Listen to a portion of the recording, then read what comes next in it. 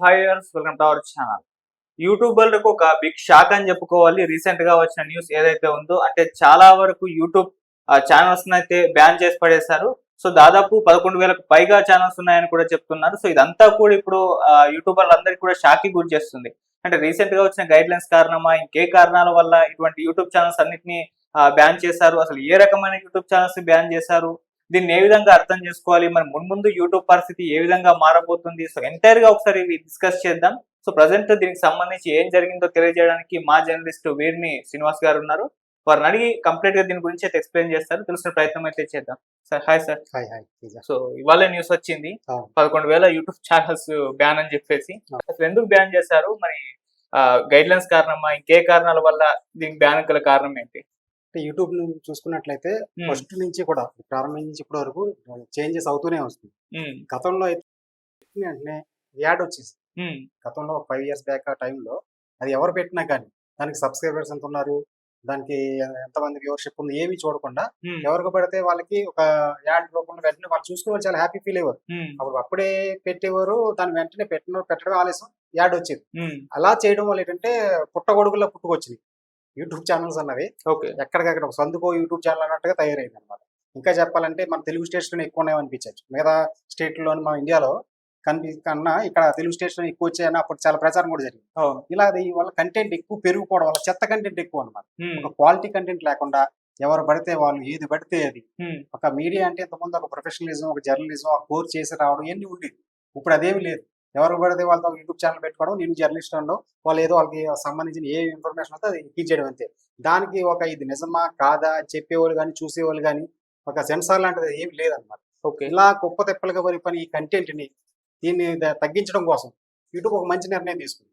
ఈ మధ్య కాలంలో ఏంటంటే ఒక 4,000 సబ్స్క్రైబర్స్ ఉండాలి, 4,000 వాచింగ్ అవర్స్ ఉండాలి. ఇవి ఉంటేనే యాడ్ సెన్స్ ఇచ్చి ఒక యాడ్ అవ్వడం వాళ్ళని పరిగణించి లేదా అత్తో ఉంది.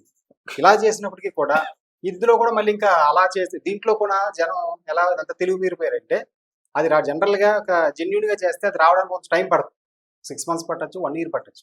కానీ దాన్ని కూడా మనకి దాని మూలి 1 day ఇలా పెట్టిన వెంటనే కూడా యాడ్ సెన్స్ తీసుకొచ్చే మహామహులు ఉన్నారు మన దాంట్లో.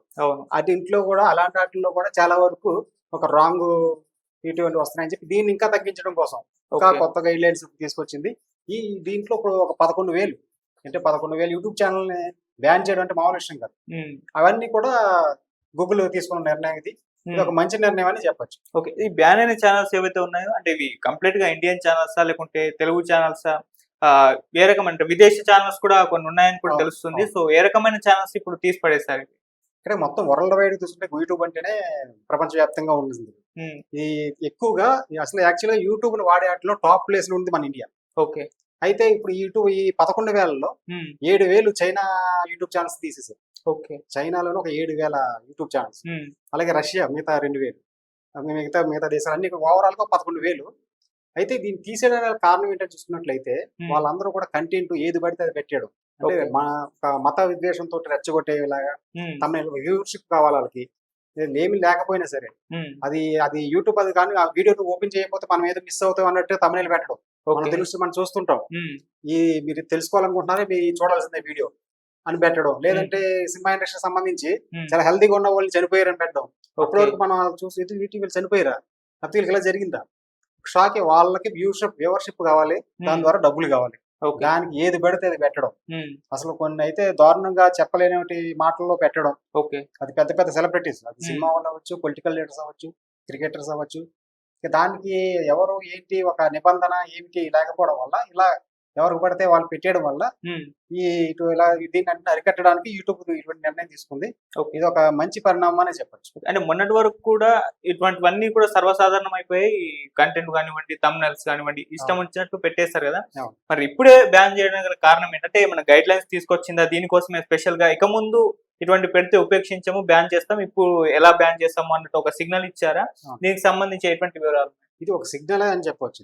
ఇప్పటి వరకు అంటే యూట్యూబ్ మనం ఏమైనా పెట్టేయచ్చు, మనకి దీనికి ఏమి సెన్సార్ ఏమి లేదు కదా, మనం ఎక్కడ ఉన్నామో ఎవరికి తెలియదు కదా, మనల్ని ఎవరు కాంటాక్ట్ చేయలేరు కదా, ఈ టైప్ ఆఫ్ ఉండేది.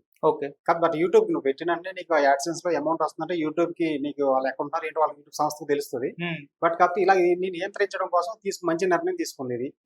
ఇలా ఇక ఈ రెచ్చగొట్టే వ్యాఖ్యలు గాని, అలాగే ఎవరినైనా ఒక తప్పుడు సమాచారం, ఓకే, ఇంటర్నేషనల్ స్థాయిలో తీసుకుంటే యుద్ధం గురించి కానీ, ఒక దేశం మధ్య ఈ దేశంలో వాళ్ళ ఆ దేశం మీద, మెయిన్ రష్యా కానీ, ఉక్రెయిన్ కానీ, చైనా, వీటిలన్నీ కూడా రెచ్చగొట్టే వ్యాఖ్యలు, ఒక దేశానికి రెచ్చగొట్టే వ్యాఖ్యలు ఇవన్నీ పెట్టడం వల్లే ఇంటర్నేషనల్ ఎక్కువ ఛానల్ తీసేయడం జరిగింది.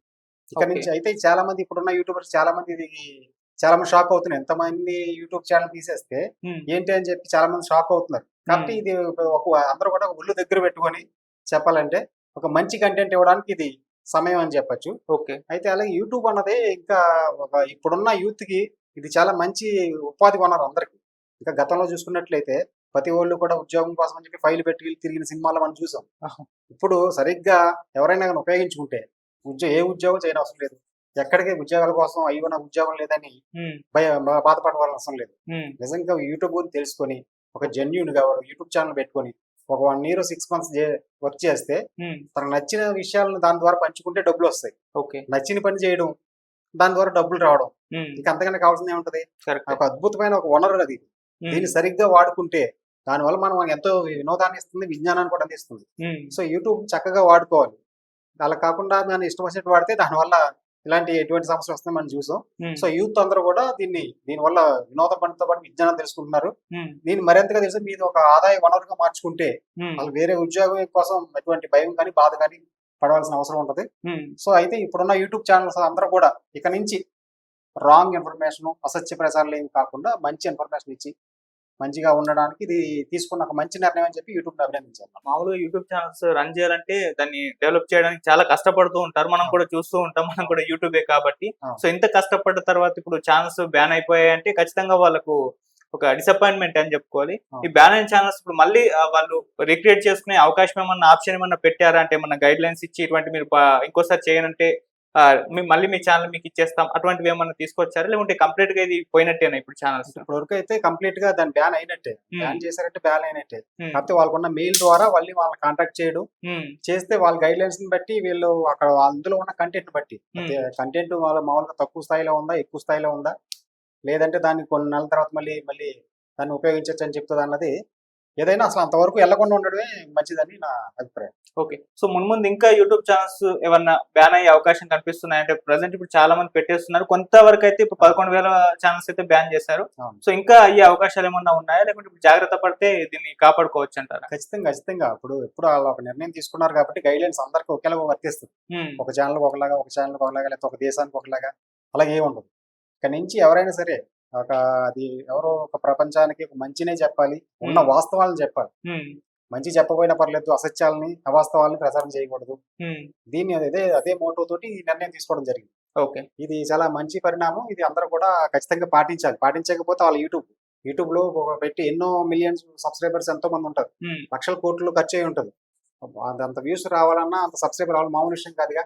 సడన్ గా ఏదో ఒక్క చిన్న వీడియో, రాంగ్ వీడియో పెడితే మొత్తం ఛానల్ వేసుకోవడం అంటే చాలా బాధగా ఉంటుంది. సో అందువల్ల కూడా అందరూ కూడా చాలా జాగ్రత్తగా ఇక్కడి నుంచి మంచి సమాచారాన్ని, వాస్తవాలను అందిస్తారని ఆశిస్తాం. Right, thank you sir. So ఇది మరి అంటే యూట్యూబ్ ని చాలా మంది, కొంతమంది పార్ట్ టైం డబ్బులు సృష్టించుకోవడానికి వాడుకుంటుంటారు, ఇంకొంతమంది కంప్లీట్ యూట్యూబ్ మీదనే వాళ్ళు డిపెండ్ అయిపోయి యూట్యూబ్ నే తమ జీవనాధారంగా మార్చుకొని చేస్తున్న వాళ్ళు కూడా చాలా మంది ఉన్నారు. సో అందుకోసం చాలా మంది కష్టపడుతుంటారు, మనమే చూస్తుంటాం. వీలాగ్స్ చేస్తారు, బ్లాగ్స్ చేస్తారు, న్యూస్ ఛానల్స్ నడుపుతూ ఉంటారు.